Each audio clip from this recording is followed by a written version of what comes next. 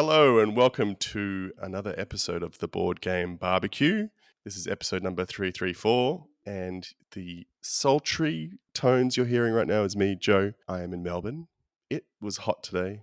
It was cold, I think, the other day. It's been weird. But I'm joined by two of my favourite people. One who lives in Sydney. Oh, they both live in Sydney. Not for long. Oh, yeah. Oh, that's true. We have Jules. How are you, Jules? I'm doing really well, Joe. Thanks. Lovely to see you. And we have Lauren. How are you, Lauren? Yeah, good, mate. Keen It's to talk lovely. about games. It's been a minute. Me too. And we've actually played some games. Jules and I were speaking before we started the pod. I don't think we've been on since Adrian's big birthday bash. Have you been on, Lauren, since? No, first time. We've all been on since. So got some games to talk about, and we've been actually playing. I've been playing games. It's really exciting. What? I know, crazy. What a breath of fresh air. I got to go to my local game meetup, which I haven't been to literally in 9 months. It's been horrible. Wow. I got to go last night. I had so much fun. The game that I'm sizzling is the game that I played while I was there. It was really good. It was nice to see all my friends. It was a lovely time. What games have you been playing, Lauren? What have you been playing? Ooh, well, a lot of the games that I played at the Gamerpalooza have been talked about kind of ad nauseum. I had a raucous game of Flip 7 that I won, despite it being a drinking game and me being the weight class below lightweight, I don't know, featherweight, bubble weight, something to that effect. So won't talk about those. I'll have a chat about a few other games that I've been able to get to the table, thankfully. I was able to play Shuffle and Swing, which was a game that came in was it trio? Yeah. Jules? Yeah. So it's a trio from Bitewing, and that's the one in the trio I have not played yet. So, look, Bebop was the one that I really wanted to play, and I'm still super jazzed to play that. Jules spoke about it 2 episodes ago, so you can go listen to that. But Shuffle and Swing really didn't land for me. Wow. I've played it at 2-player and at 4-player. At 2-player, I thought it was interesting. It was my first play. It felt pretty snappy, and there were some kind of interesting ideas there. 4-player, oof, did it drag on. There was no crescendo to the game, if that makes sense. Your turns at the very beginning of the game felt exactly the same 45 minutes later. Oh, no. Okay. The turns themselves felt so repetitive, so you weren't really building anything or working up to anything. You were just kind of doing the same thing again and again. So I think there's an interesting game somewhere in there. There's interesting ideas. The kind of little area control part of it is quite interesting. Your little mice working to build different instruments, and so there's a little area control part building each of the different instruments. The way that works is there's parts of it that are cool, but the game as a whole just felt really, really flat for me. I can't say that I recommend it, but definitely interesting ideas there that I think from a design point of view for some people might be worth trying, because I think there's nuggets in there that could be implemented well, perhaps in a different game. Okay. Is it something that is, do you think, for someone? 2-player, I could recommend it more. So if you're going to give it a try at a lower player count, because even though the area control part itself is perhaps less tense, it just goes along in a much shorter clip, or even just call the game after 30 minutes. Say, let's play it for X number and then call it might be a way to try it rather than kind of seeing out the end game condition just to get a feel for it. But I don't know that I could recommend it at its kind of full play count, which was a shame because I've heard so many promising things about Bebop. But Bebop, fantastic. I really like it. Yeah, Bebop's the one I'm most keen to try out of the 3. It's got that kind of Reiner Knizia Tarlang feel to it, Yes. Rebirth and that kind of thing. But a game that I've been playing a lot, Strike. Oh, yes. This game is so simple, and it's never been spoken about on the podcast before. No, it hasn't. Which is crazy to me. It's so good. It's so good. It deserves a sizzle, but it has exactly 2 rules. So I don't know how much there is to say about it. So the box is the kind of board for the game, if you will. There's a little arena. You got a bunch of dice, and all you're trying to do is not run out of dice. You throw dice into the arena. If dice match up, you take those dice. If dice bump out, then you lose them. If dice go on the little X, which is, I guess, the sub for the 1, you lose them. And it's just kind of this little push your luck, everyone throwing dice into a bowl. I'm pretty sure they kind of jerry-rigged a game of it at Adrian's just using, Yeah, I like, a did. salad bowl or Yeah, Yeah, we Jules something. did used that. It was yeah, Jules. so we grabbed a salad bowl and we grabbed all the dice out of Tanuki, I think it was. And yeah, that we just made a copy of the game and just played it. It was fun. Really, really fun. There was a lot of yelling I was though. going to say, all I know, because I didn't play in that game, is I heard a lot of yelling coming from that other room. Yes, it was so much fun. So when I went to Gen Con last year, there's another podcast that annually hosts a strike tournament night at a local restaurant. And there's probably about 100 people that go to this. You sit down, you have dinner, and they've just got it on the table, and you just play. I think you play 2 rounds at the table, and I can't remember. The winner of the table then goes on to the next stage, and so on and so forth. And it's a quick game. It's done in like 5-10 minutes at most, and it's just fun pushing your luck.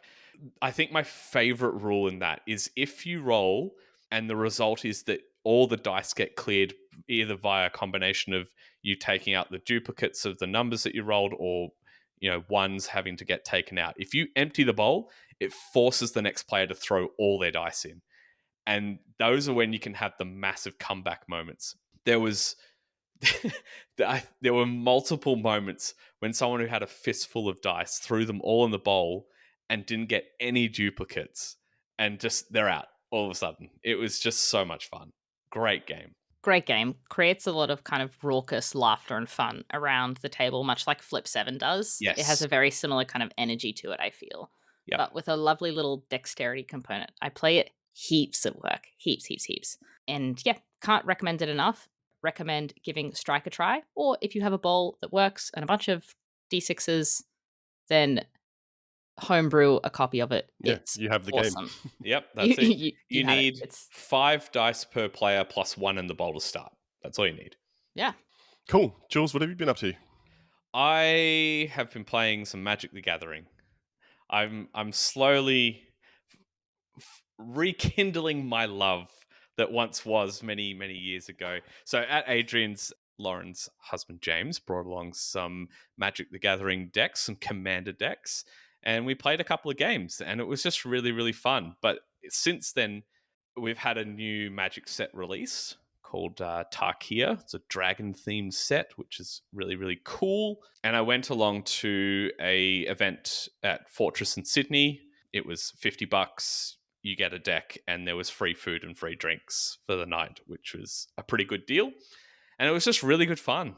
Really enjoyed just hanging out and playing some Commander.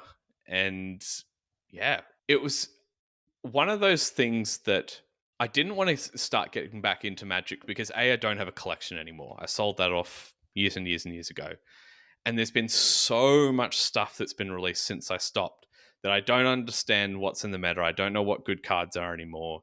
The power creep of the game has increased exponentially. So cards I'm really fond of and love are actually complete trash now.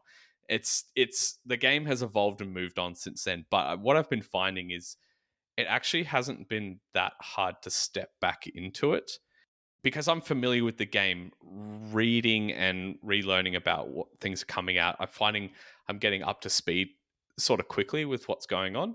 I'm definitely not at all interested in starting a collection again. I still have zero desire to do that, but I'm enjoying just playing, whether that's Commander or just doing a draft. It's just been a lot of fun, and I used to feel very competitive while playing it, and I don't feel that way anymore because the community around the game has completely changed since I used to play. It's way more casual focused than it ever has been. People just make a fun themed deck. It's not supposed to be over the top competitive, I'm going to win in 3 turns kind of deal. People just want to play and have fun and do some wacky, crazy stuff. But yeah, really, really been enjoying it. It's interesting. So I played, and it was the first time I'd played Commander, the Commander variants. Yep. What is it about the Commander variant that you think is really interesting or fun or... Look, when the Commander format was called Elder Dragon Highlander when I first started playing, it was a Right. homebrewed version of the game, which is now an officially sanctioned product. Yeah. They actually make Commander decks for sale. Yeah. It's the casual way of playing the game. It's 100 cards. You can't have any duplicate copies in the deck. And it's kind of just people build them around a theme or a mechanic, and it's almost a way in which people can express what they enjoy about the game, the way that they want to interact with Magic and how they want to play with people. It's a very expressionist form of playing, I find. Totally agree. The point specifically about kind of story or theme or idea around the deck, I feel like commander decks in particular feel more evocative. And because they're a bit bigger and because you can't have duplicates, it takes away the pressure of, well, how many doubles of this card do I need to have to optimize versus this? It takes Yeah. all that away and it more just becomes about this card's neat. I think it could go well with this card. Wouldn't it be cool if I drew them both? Yeah, yeah. So I think with a deck that size, each game sort of feels a little bit different, and it becomes less about how good is your deck and how good is your table talk. How can you negotiate with the other players to not target you and convince them that someone else is the threat in the table? I mean, it's another way of saying that is king making. I feel like, but I don't really mind that. Some people really dislike it. I used to dislike it, but I don't care as much now. So, yeah, it's just a very different way of playing rather than, like I said, the hyper competitive sort of standard format of playing of Magic the Gathering. But Commander's fun. It's if you don't take it seriously, you're there to have some banter with mates. That's the spirit it's meant to be played in. Yeah, cool. And can you buy like pre-formed commander decks? Yes, Oh, I didn't realize absolutely. that. Yep. Yeah, You cool. can buy pre-made decks. My opinion of them was they were kind of very basic and not great value. Whereas now, some of the cards they print in those decks is the total sum, if you to resell them as individuals, is worth more than the sum of the deck. And they're very strong out the gate.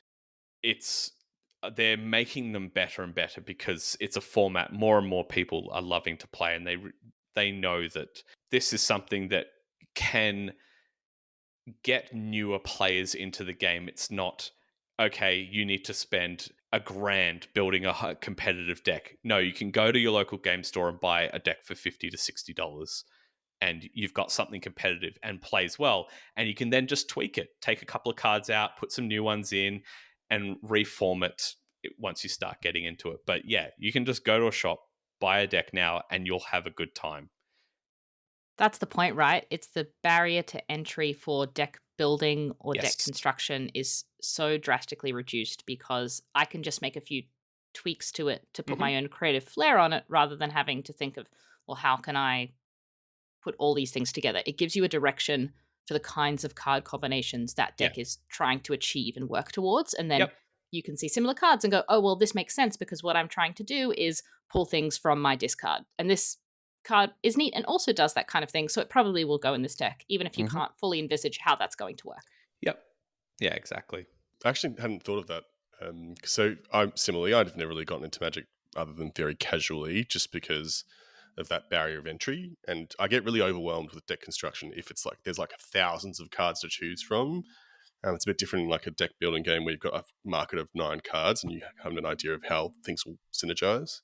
The thing that I'm very scared of is that I know that there's a Final Fantasy collaboration Oh, yeah, there that's is. releasing soon, and I'm a massive Final Fantasy nerd, Oh, and I boy. can Woo! talk a lot of money. Woo!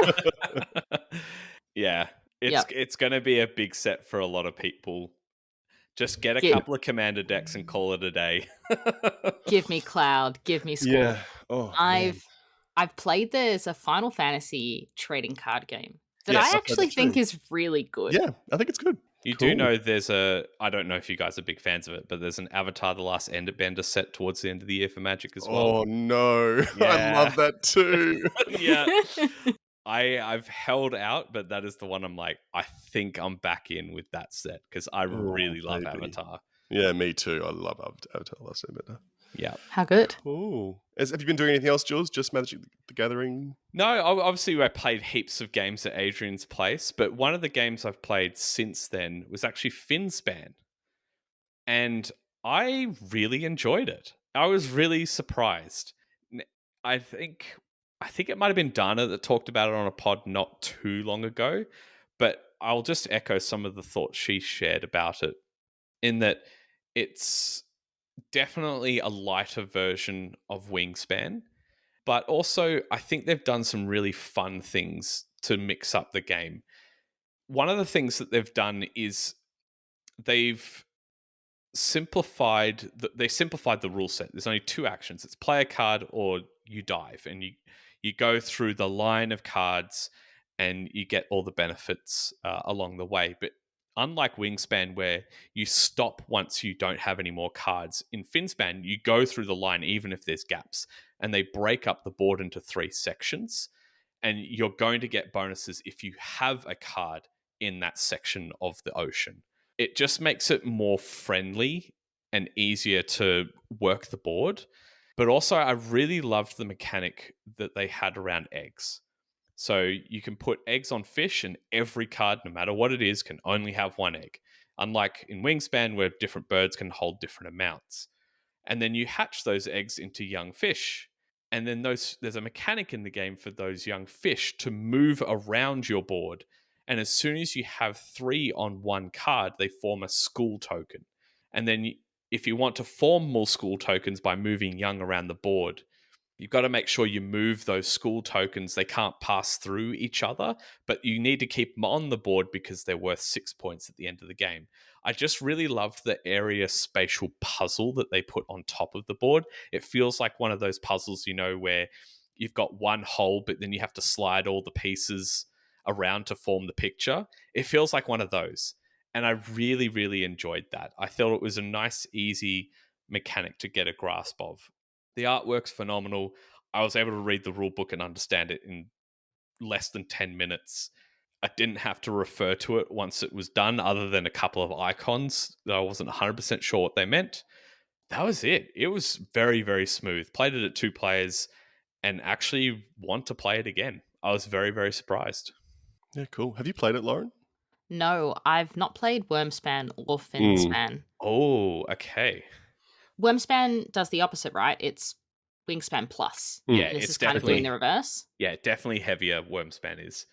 I think I have a bit of span fatigue because I just don't have a lot of desire to play Finspan, even though I think it sounds like quite a good game.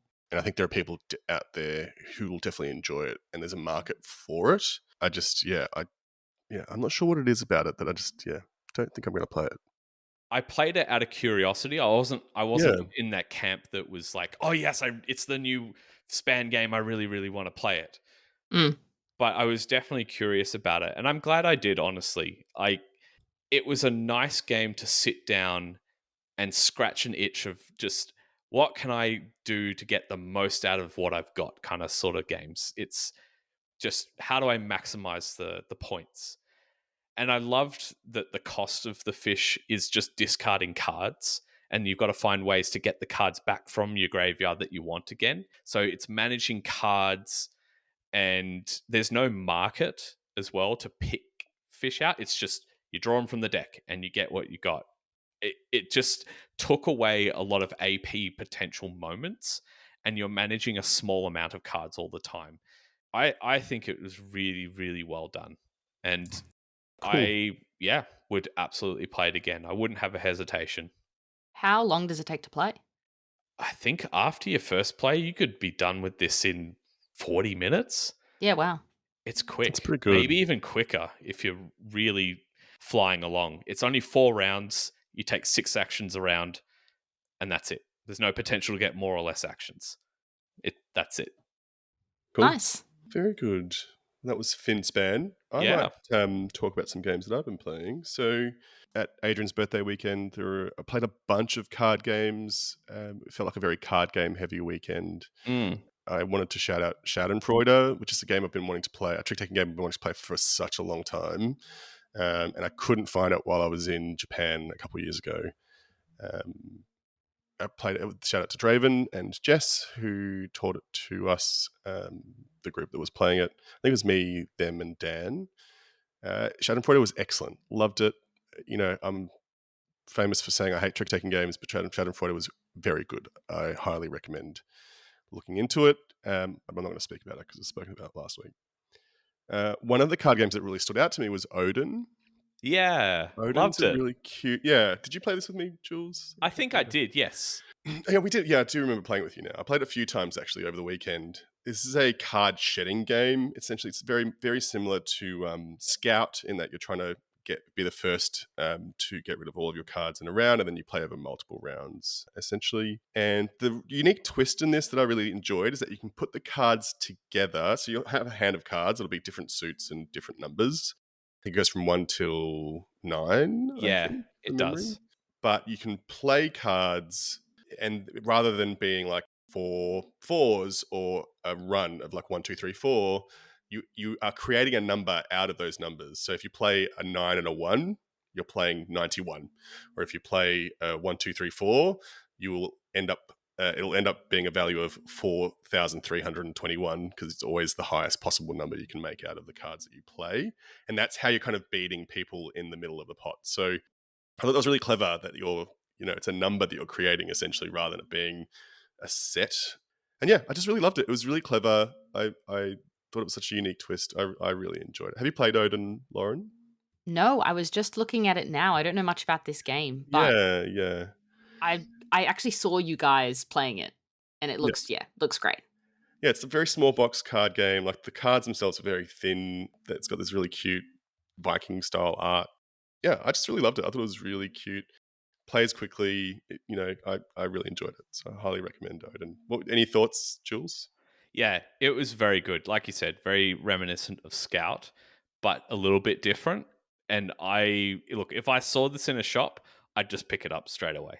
Yeah, same. I think it's totally worth having in your collection if you have a lot of card shedding games, because I think Yeah. it is pretty unique compared to what's out there already. Absolutely.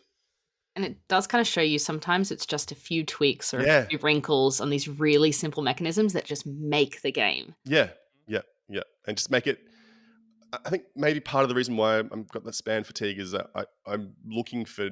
I've played so many games now. I'm looking for new things, new experiences. I want to be interested, I guess, and so those new mechanics are those new twists are what really kind of grab you, and you think, "Wow, this is really cool." You also Another, played another game, Joe, that I really want to yes. hear about. Dogs of War. Dogs of War. That's been one of my grail games. I really want to own a copy of the original, the out of print version of Dogs of War. There is a reprint coming, I think, There is. if it's not killed by the tariffs. Oh, don't say that. I know. Although they've rethemed it, so it's now animals, like anthropomorphic animals, which I'm not as Yeah. much of a fan of.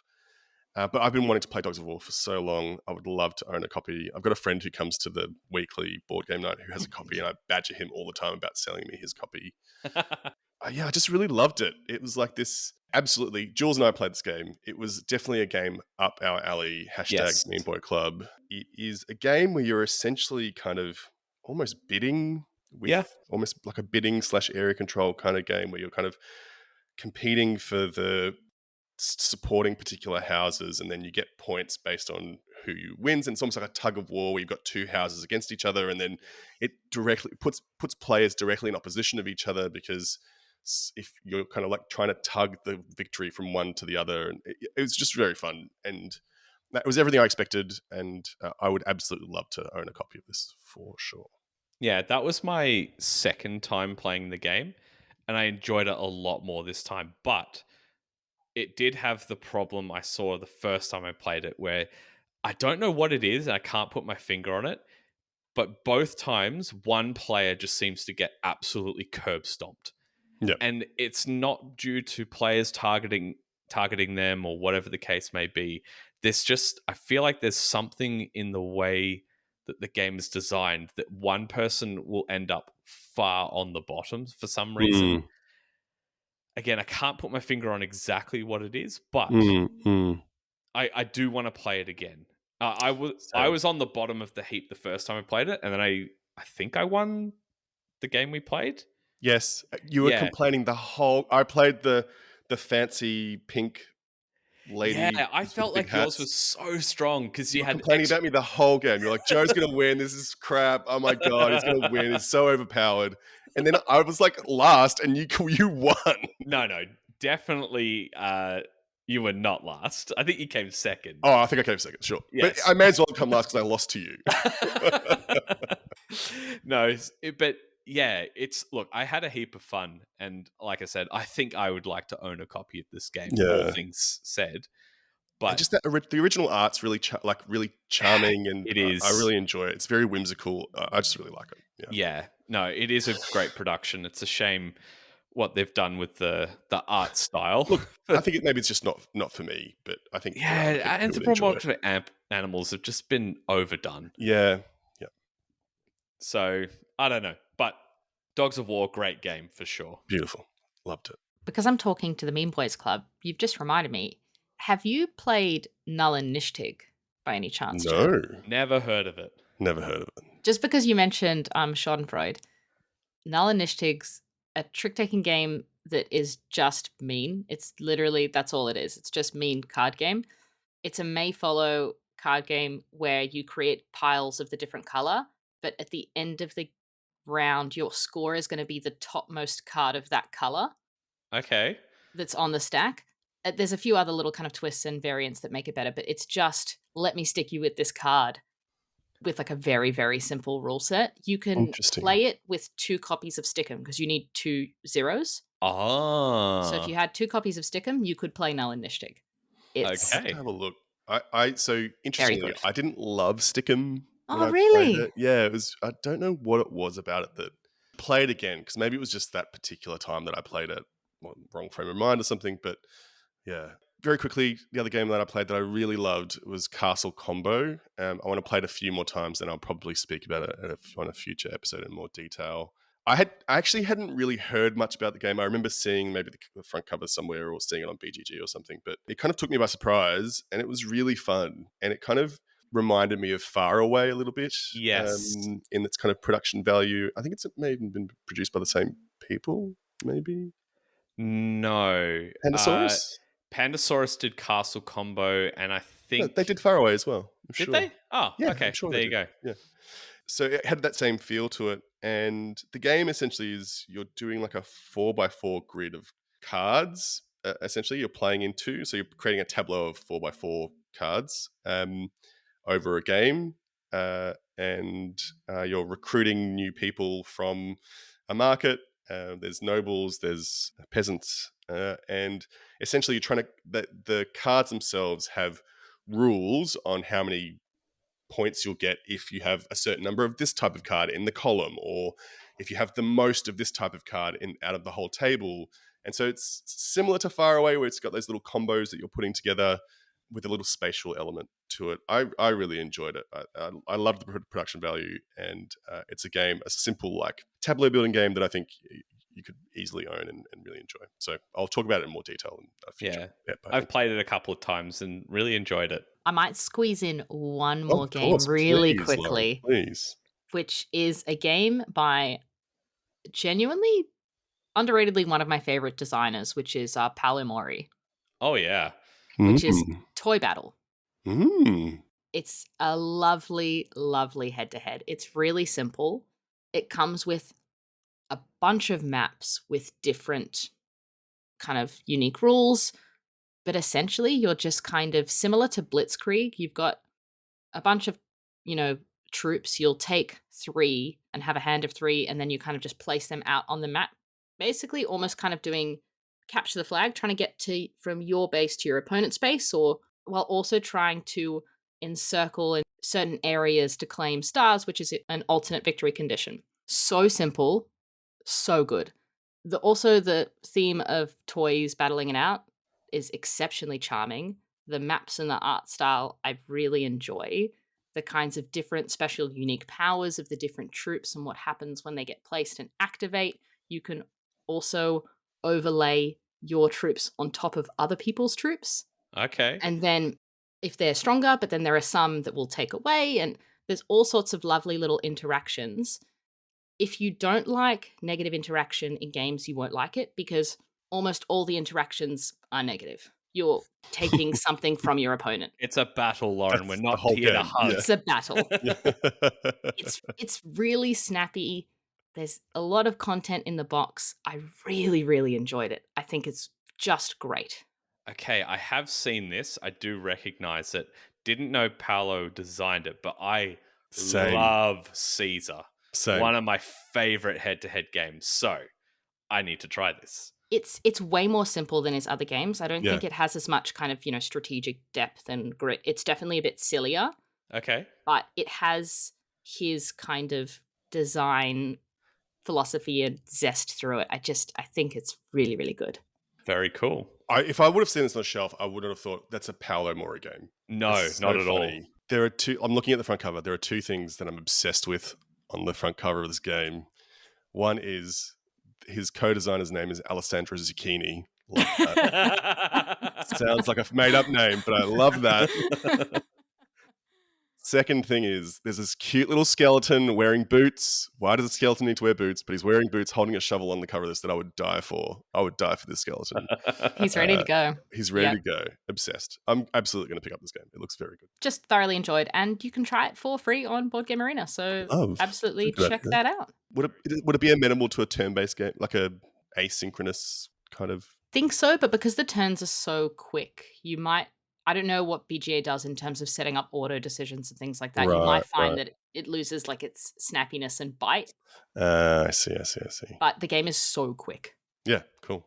I was just thinking whether or not I set up a game on PGA with Jules so I can kick his butt because he always kicks my butt at Caesar. It's very upsetting. That was Toy Battle. Thank you, Lauren. Let's move on to two of our sizzles because Jules already sizzled. He shot his sizzle load early. I did. I fried the fish. He fried the fish, but we'll be back with our sizzles.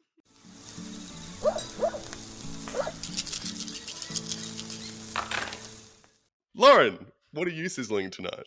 So, my sizzle for this pod is something that I mentioned ages ago on the podcast that, I'll sizzle that at some point once we get it back to the table. And because it's a campaign game, that was, I don't know, maybe years, who knows. It is a game called Artisans of Splendent Vale. It is a campaign game that delivered quite a while ago, so I'm a bit ashamed to say that we're only really getting our teeth into the campaign now. It is just the most beautiful production. The art on this game I'm obsessed with. There's so many lovely things I could say about this game in gush just from a visual point of view alone. One thing I'll note as well is it might be the most inclusive game that I've ever played, just in terms of its broad representation of queer communities, gender non-binary individuals, people who are neurodiverse. It's exceptionally kind of warm and welcoming. A big props to them for that. So Artisans of Splendent Vale, which is designed by Nikki Valens and published by Renegade Game Studio, is a campaign game that is largely narrative driven. There's a few kind of interesting components of this game. It's a scenario-based campaign that has little kind of skirmishes and then kind of interludes that happen between those skirmish scenarios. The actual mechanics of how the battle works are exceptionally simple, and I would say is not really where the magic of the game lies. Where the game shines is in the character development. So each character has a book, like a full, when I say a book, I mean hundreds and hundreds of pages novel dedicated to your character. And as you play out scenarios and as you go through the campaign, it will prompt you to go to pages of the book. And different characters will have different dialogue and kind of interact. So James reading through the kind of flavor text, and then it will prompt him in his book that my character interjects. Okay. And then I'll read dialogue from my book. There are times where the book will prompt you to look at a particular scene. So we're exploring this library. And because my character is an apothecary, on the actual image in my book, I will see different things to what James sees, and I'll be able to notice and interact with different things. So some of this game, in terms of the storytelling, is done in solitude because I'm kind of silently peering down at my book and looking what I can see and exploring this particular location that we're exploring. And some of it's done collectively. But the way that it builds characters and the way that it tells story is really not quite like anything I've played. It's very ambitious in terms of its storytelling, and I think it tries to be a thematic narrative experience just as much as it's trying to be a board game. The boards themselves are the kind of maps, kind of a la Gloomhaven Jaws of the Lion. It's got this, spiral-bound book, which I love. All games should do that to avoid setup. Brilliant. and has the dinkiest little kind of wooden meeples. There's really no plastic in this game. It's all these kind of tiny little wooden guys. And because my character is tiny, my meeple is honestly the size of kind of my pinky nail. It's just the dinkiest little That's so thing. cute. And I think that that's what this game is. It's just sweet. It's just endearing. The general idea is that, you know, you're these characters, and then there was this meteor shower, this magical red substance or material that's kind of found in these meteor showers, and it's about exploring the you can craft with that, and kind of a story unfolds of you exploring the map from that. Another thing that I really like about this is it borrows ideas from video games in terms of your character development and progression.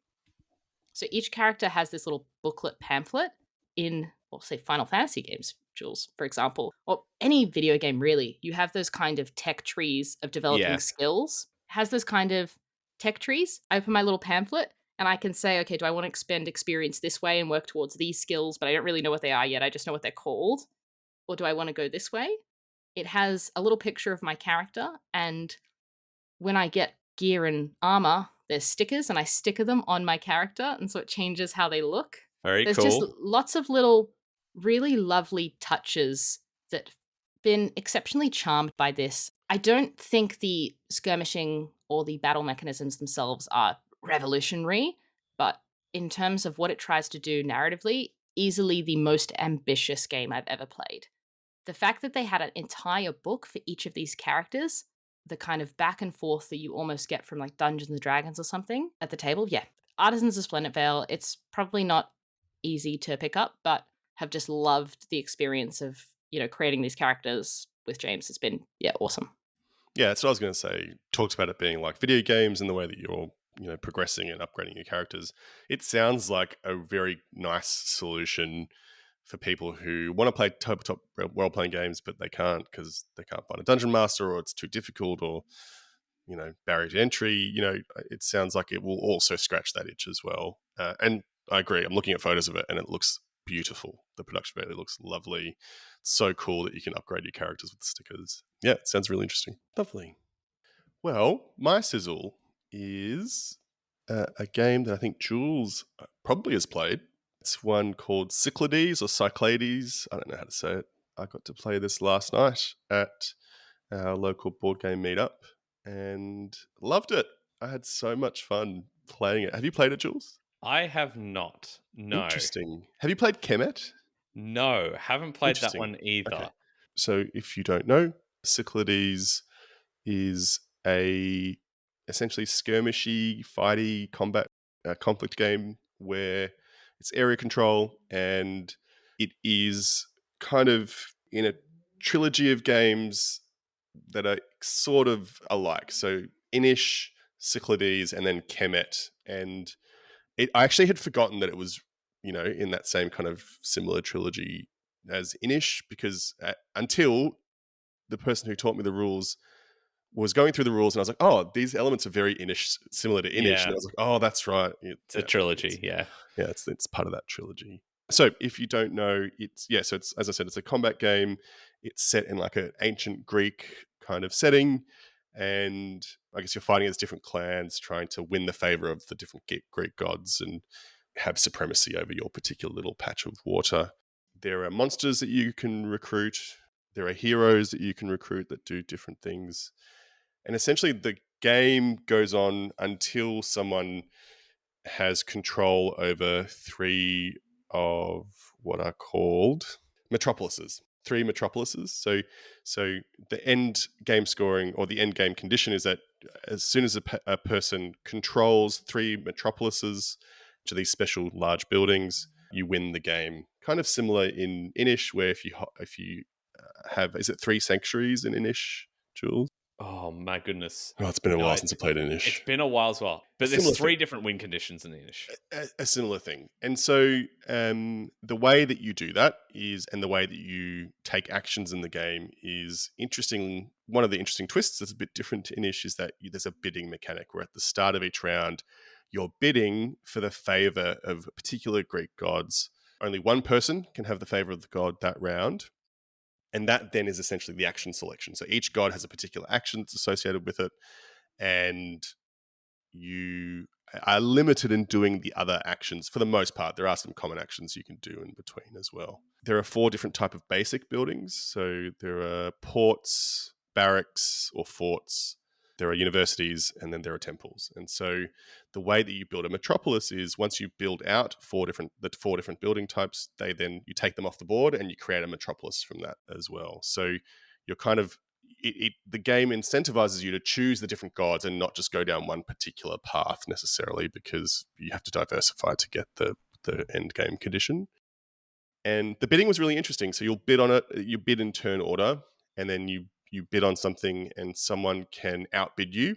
The bidding is not linear. So you might bid 1 coin, 2 coins, 3 coins, but then it goes 5, 7, 10, 15, 20. So the can really lock people out when you're bidding, and really be very mean and stop people from doing the things they want to do by outpricing them, essentially. So there's the bidding, and then the turn order is then changed based on who got the lowest thing, essentially. So whoever got the thing they didn't want to get, there's like a Nigel No Friends kind of god, where I think it's Apollo, where everyone will get to, if whoever doesn't get the bid they want, they go to Apollo. That person is then first in the turn order. Once everyone has bid and they have the gods that they're doing, then you take your turns around based and doing the actions based on that particular god until you control the 3, metropolises to win the game. The types of actions are things like there's kind of water combat, so that you have boats that you can build. I think it was Poseidon was the god that does that. There are land troops, so essentially the map is little islands, essentially like the Greek islands, on water. So there's land battles, and which are troops, and then there are water battles. There are gods that bring up heroes. There are gods that allow you to gain more worship, so on and so forth. So it's essentially an area control game where you are selecting the actions through this bidding mechanism, and then you have the monsters and the heroes, which you can purchase on your turn, which kind of change up the game. So it does things like there was a monster which Polyphemus, which is the big cyclops that one of the Greek heroes fights in the mythology, was one that I recruited, and that essentially removed all the boats from around the island where I placed him. And so that was a way for me to clear out all of my enemies from being able to influence that particular area while I had that particular monster. So it also reminded me of Blood Rage a little bit in that sounds way. like it, yeah. Yeah. But it was very different. And actually, it was a lot more difficult than Blood Rage, because if you really want to do a particular thing, you don't get the god. Like if you really want to do a focus on moving on land to try and stop someone from winning, if you don't get Ares, the war god which deals with land troops, you're out of luck, because Okay.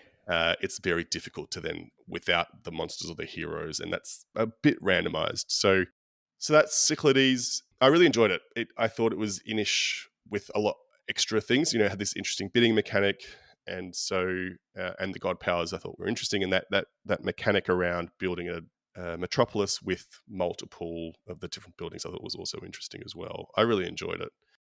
Did you Lauren? play with any of the expansions? Yes, Joe? I believe so. I actually played the most. I think they did a reprint on Kickstarter recently, They so I did, played this yeah. very deluxe version, the newer, and I believe it had the expansions included in it. Cool. The heroes I believe the heroes are not in the base game originally. I think that was an expansion, maybe. I actually don't know, because I haven't played the original copy. So I had to look it up because it was going to drive me nuts. Inish is present in 6 areas, present at 6 sanctuaries, or chieftain over 6 models. So it's 6 is the 666. magic number. Got it. Now, the all-important question is, actually, have you played Kemet? No, I haven't. Okay, then I can't ask what the best in the trilogy is then. So I do think so, and I said this to the people I played with last night. I enjoyed Cyclades a lot. Mm-hmm. I think the genius of Inish is its simplicity. Yes, and very elegant. You eking out the best strategy you can from a very limited pool of cards. I thought that's what and it just makes it a lot more elegant than I think Cyclades potentially was. Yeah. I would happily play Cyclades again. Do I need to own it if I already own Inish? I think if you find Inish too simple, you may prefer Cyclades and want to play that instead, because it has a lot more going on. Yeah. I think Inish is more strategic than Cyclades. Yes. Cyclades, particularly at lower player counts, is much more chaotic because the Mm, gods get cycled in and out at, I mm. think, 2 and 3 players, Yep. and it makes it not so predictable. And the magic of Cyclades is really that one round auction. So if you don't like that, you're not going to like Cyclades. It's Mm, the mm. entire meat of the game is in the auction. It's Agreed. really it's balanced well because if you're first in the auction at one point, then you'll be later in the auction. So you would have to bid more. Yeah. So it is really well balanced. But I think that Inish does kind of one thing really well, whereas I think Cyclades, that there's different ways or kind of strategies and ways you could win that feel very different, and Agree. I think are very well balanced, but I don't think are all equally as fun. So like the Titans expansion makes it really really fighty, and again because I've not played the updated version, Joe, I'm not sure what's been integrated to now just Mm, part of the game and what's not. But yeah, I think that they're just quite different. yeah. There is a new expansion coming for Inish sometime Oh, this year. Yeah, interesting. it'll be the same as the first expansion where it adds a few modules. Again, it's going to do the same thing. And I loved Seasons of Inish. The modules they add in that are really good for the game. I agree. I actually think Seasons of Inish is mandatory. Yes. I think if you love Inish, you should definitely get it because I think it makes it a more interesting and just a meatier game as well. Yeah, agreed. Mm. That was Cyclades. I think that was all our sizzles. Finspan, Cyclades, Artisans of Splendent Vale. Hooray games. Hi there, it's Dana Banana from the Board Game Barbecue, and if you listen to the podcast, you'll know that I love a new board game smell. So when I'm in need of a new aroma, the best place to go is to head to Advent Games. They have a huge range of games from pre-orders to in-stock games. Actually, I don't think there's a store that can match their variety. Dean, the owner, is fantastic, and if I'm after a particular game, he's always so responsive. So if you're after a new board game smell, make sure you go to adventgames.com.au. All right, some announcements for you. PlayCon, you have heard us talking about it to death. And if you don't have tickets, you should probably hurry up. Is that right, Jules? Yeah, look, 3-day tickets are sold out, Saturday tickets are sold out, and across Friday, Sunday, there's probably only like 40 tickets left for the whole event. So get them now. Yeah, if you've been sitting on your hands and didn't think whether or not to get a ticket, I think you should be thinking very hard about it now. I really enjoyed the Friday and Sunday. It's not like PAX where the Saturday is like the big fun day and everything's going on. I thought fun things to do Oh, at yeah. PlayCon on Friday and Sunday. So I think it's worth coming to just Friday and Sunday or one of those days if you weren't sure. If you want to get tickets, you can go to playcon.com or www.play-con.com to find tickets and more information about the event if you've been living under a rock. That's PlayCon. And then we also have the Brisbane Game Day on the 17th of May. Tickets are pretty limited from what I heard from Dana and Adrian. They couldn't get as much of the venue as previous, so I think they're limited in their numbers compared to usual. So you should get those if you're in Brisbane or if you're wanting to travel to Brisbane for the Brisbane Game Day. And with that, let's move on to the question of the pod.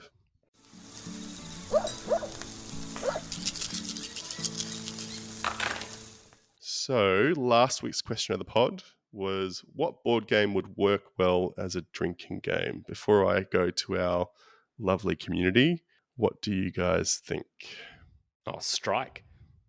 Oh my God, yes. Very good. Very good. I'm not going to top that. That's a great call. Strike. End of conversation. One that I've actually played before as a drinking game is Coup. Oh. Coup, which is Ooh. like that kind of social Yeah. deduction-y card game.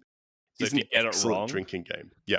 Yeah, okay. Yeah. I can see So that. essentially, as if you lose a life, you take a shot or you do a drink, for Yeah. example. It The- works really well. The way you do it in Strike is if you clear the bowl. You make the person roll all their dice and take a shot. Yeah, I love that. That's good. Yeah, punitive shotting. That's how you want to do it. This is a very obscure one, but the game, I don't think it's a good drinking game, but we happened to play it as a drinking game and it just made it really funny. which was Escape the Aliens in Outer Space.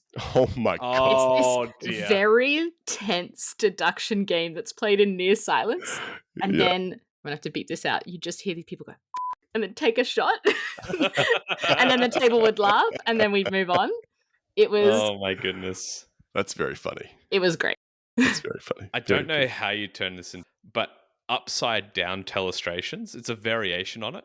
So upside down telestrations is one person holds the pen and another person moves the board to try and draw together. Yeah, and Oh my god. and the only instruction you can give as the person moving the board is up and down. So they're taking their pen up and putting it down on the on the pad as you're moving it around. That would be gold. I have to Yes. play that Incredible. next time I play Yes. Telestrations. It's very Incredible. Very good. It's Very very good. fun. Very good. All right, but it doesn't matter what we think. Hear what our community had to say. So from Facebook, Jules, do you want to Yeah. shout out some of these? So Kerry said, I'm already like, yes. Kerry said, Lupin Louis. This one already works well as a drinking game. You put one arm behind your back to protect your chickens with your other arm. Each time you have one of your chickens knocked off, you have to quickly scull a third of your beer before the plane comes back round for the rest of your coop. That is brilliant. Oh my goodness. The problem with dexterity drinking games is it becomes worse and worse as you go along. Yes. That's why like telestrations, like the thought of someone half drunk trying to like move a board around to draw a freaking chicken is pretty funny. Yeah.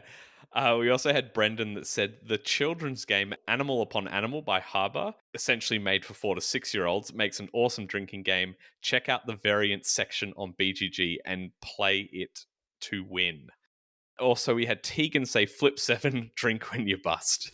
Tegan, that's what we talked about in the last episode. That's exactly Yes. what we did at Adrian's birthday, and it was toxic. Quite literally. It was toxic. And from Discord, Lauren?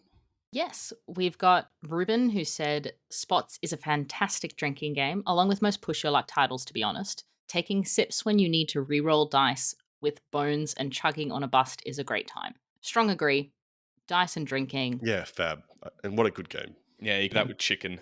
Oh my god, that would be so much fun. When someone busts. Yeah.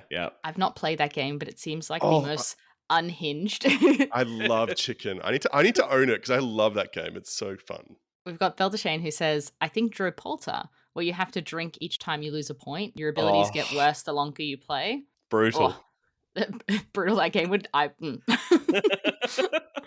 Less Lucid says, bus. Every time you deliver a passenger to a bar, take a drink. Also, if time stops while everyone's at the pub, everyone drinks. I love that. It's so good.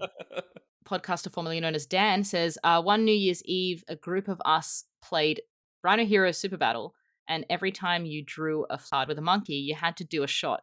It eventually made hanging those monkeys on the higher floors a challenge, not to mention stacking those damn walls. Already extremely bad at dexterity games, so I don't need the handicap of also being drunk. All the dexterity games are just running through my head now. Like Men at Work. Oh, I hate Riff that game. Raff.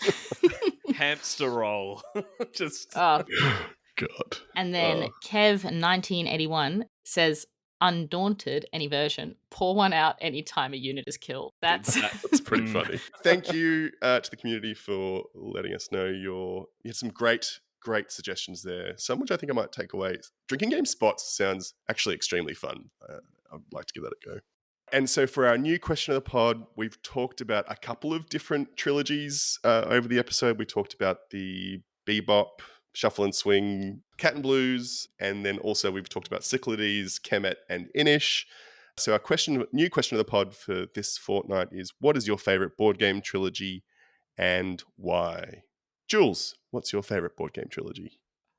The one that immediately comes to my head, and maybe there's a better answer for later, but this is the one, it's got to be Blood Rage, Rising Sun, and Unk. 3 fantastic games, all so different and really interesting, not just different, but interesting designs amongst the 3. They hit different for different types of groups, but they have enough DNA between them that if you love one, you should enjoy the others. I have the trilogy in my collection. I haven't played Rising Sun as much as the other 2. I've played Unk and Blood Rage a lot. but I still enjoyed Rising Sun. I find it interesting. If I haven't played it for a while, I want to go back and go, I want to try that again because it was really different. And a lot of people love Blood Rage. Ankh was more divisive, but I loved it. Thought it was brilliant. Yeah, that's a fantastic trilogy. Absolutely love it. Yeah, so I was going to say the same. So I think the Blood Rage, Rising Sun, and Ankh trilogy are examples of Eric Lang's best work. Yes. And I think he's put a lot of thought and care into those games, and I think it shows. So I think they're games that are fantastic. One trilogy that I've always been really interested in but have hesitated to buy, I've only played one game in the trilogy. I'm pretty sure it's a trilogy. It's Ikeon.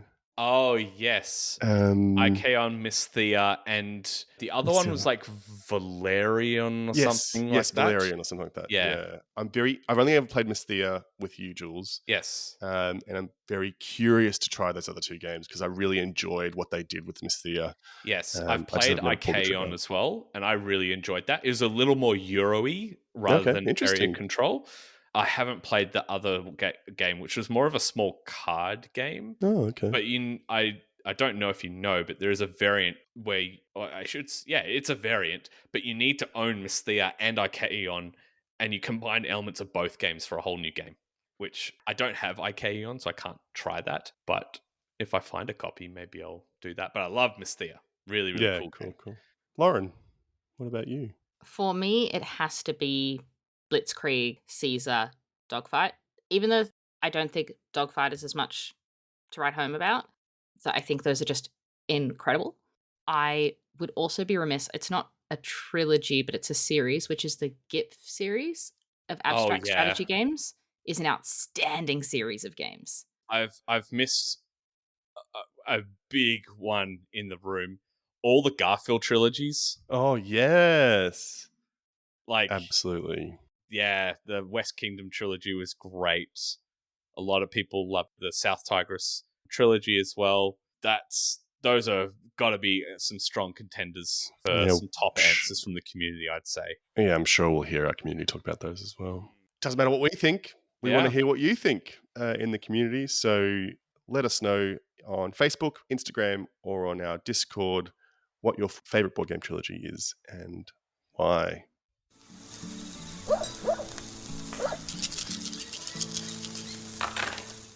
We're going to move on now, and we've got some shout outs to give here. And so we've got some new Patreons. So thank you so much to Melissa Gross, Swells, Ruben Hung, and Monica Adams for joining our Patreon community and supporting us on Patreon. Thank you.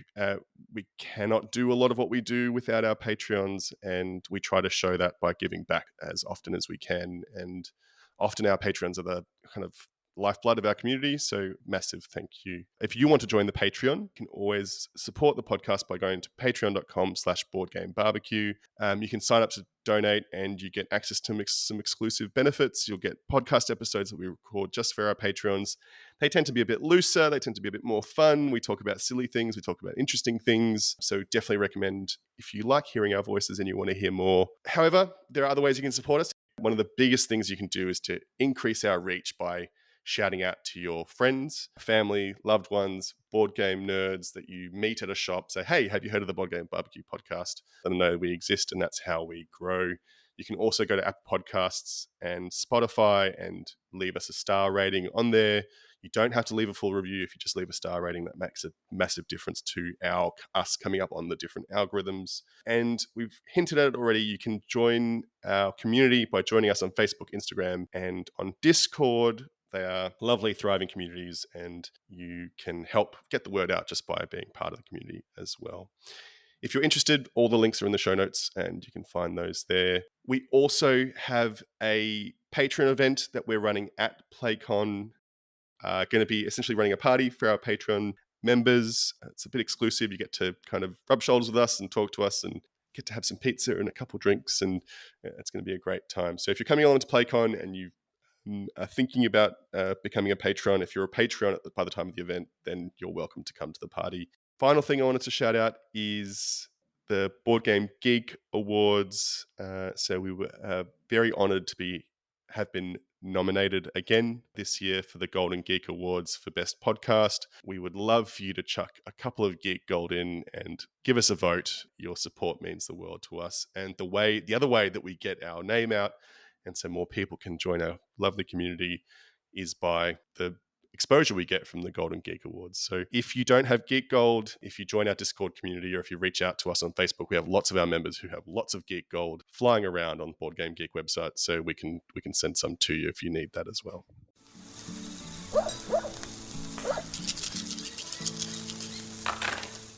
All right, that brings us to the end of the show. We're going to wrap up with something we're excited about. It's Fired Up.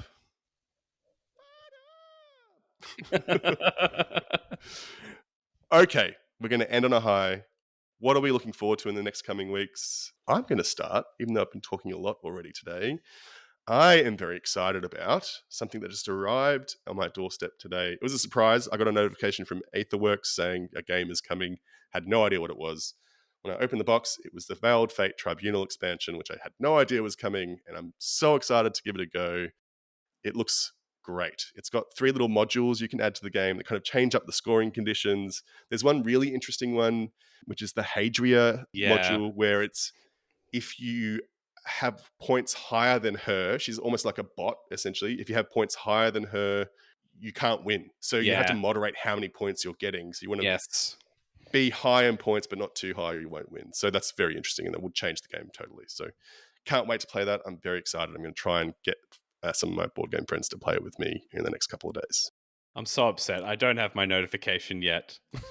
Well, you know what? I complain about Aetherworks the least, and I get my games on time all the time. So maybe there's a vendetta out there against one gene in our community.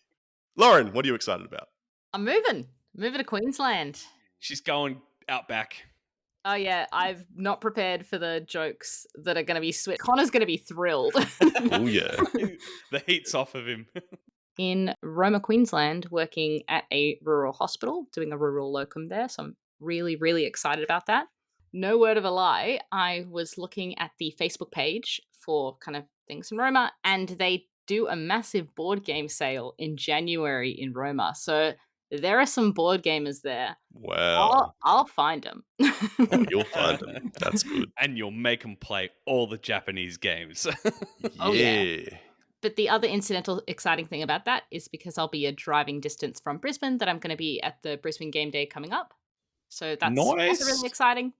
And yeah, all good, positive things. That is exciting. Jules, what have you got coming up that you're excited about or fired up about? I am fired up about light bulbs. Oh. No, I am genuinely excited. I got a new light. I wouldn't even say it's a lamp. A light for my miniature painting desk, and it's super exciting. I can't convey the excitement about this light. Well, but it's cool. I love that for you. I can definitely hear the excitement of our listeners as we taper out on the note of I'm excited about a light bulb. Yes. You know what it makes me think of? You remember the old Game Boys where the screen wouldn't light up and you could get the little light? Yes. Oh my gosh. Yes. That's what I'm imagining for you. So good. It's just, it articulates in ways that a lot of lights don't, and it can shine from behind me so that I don't get shadows while I'm painting. It's awesome. If your painting doesn't level up hugely from this, I'm going to be immensely disappointed. I'm expecting Golden Demon. Yeah, Golden Demon. I'm going to win the next Slayer sword. It's going to be all thanks to this light. Well, if that has gotten you excited, in our Discord, there's a painting and printing thread, which you are probably going to be very excited about. So, and I'm sure Jules can go and find equal excitement about his light. I don't care about. But I will say one thing. We're going to have mini painting probably at PlayCon as well. So if you've never tried it, that's another reason to get a ticket. So get excited about mini painting and light bulbs. Hell yeah. And is that going to be like a paint and take? Yes. Yeah, get a free mini and you'll get to so take nice. it home and put it on your shelf or enter it in a competition, whatever you want to do with it. Give it to your dog to chew on. I don't know. maybe don't do that. Just give it to a child under the age of 2. That's right, yeah. Yep. Definitely don't do that. Great. Well, that's the show. Jules and Lauren, thank you so much for joining me. I had a lovely time talking about board games. Thank you to our community. Thank you to our Patreons. A massive thank you to our sponsors, who are Advent Games, More Than Meeples, and our Patreons. Thank you so much for supporting us, and we'll see you next time. Play some games. Bye-bye. Bye. Bye.